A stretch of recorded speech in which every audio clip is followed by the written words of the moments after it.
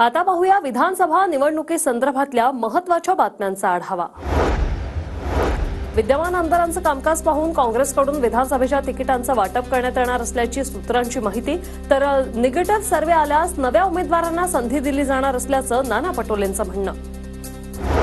विधानसभेचं जागावाटप महाराष्ट्रात होणार असल्याचं नाना पटोले यांनी स्पष्ट केलं। जागावाटपाच्या चर्चेसाठी 20 तारखेला राहुल गांधी महाराष्ट्रात येणार असल्याचंही पटोले म्हणाले। भाजपच्या ताब्यात असणाऱ्या खडकवासला मतदारसंघावर अजित पवार गटाकडून दावा करण्यात आलाय। खडकवासला मतदारसंघातील पदाधिकाऱ्यांचं अजित पवारांना निवेदन।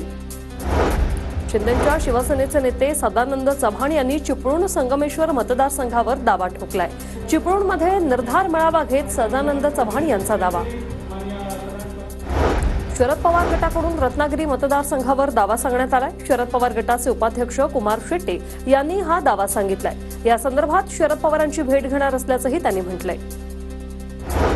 शरद पवार गटाचे उदय सांगळे यांनी सिन्नर मतदारसंघावर दावा सांगितलाय। उदय सांगळे हे शरद पवार गटाचे नेते आहेत। अजित पवार गटाचे माणिकराव कोकाटे यांच्या विरोधात लढण्यासाठी उदय सांगळे इच्छुक आहेत। नांदेडच्या 9 जागांवर मनसे निवडणूक लढणार। उमेदवारीसाठी सत्ताधारी आणि विरोधी पक्षातील नेते संपर्कात असल्याचा मनसेच्या निरीक्षकांचा दावा।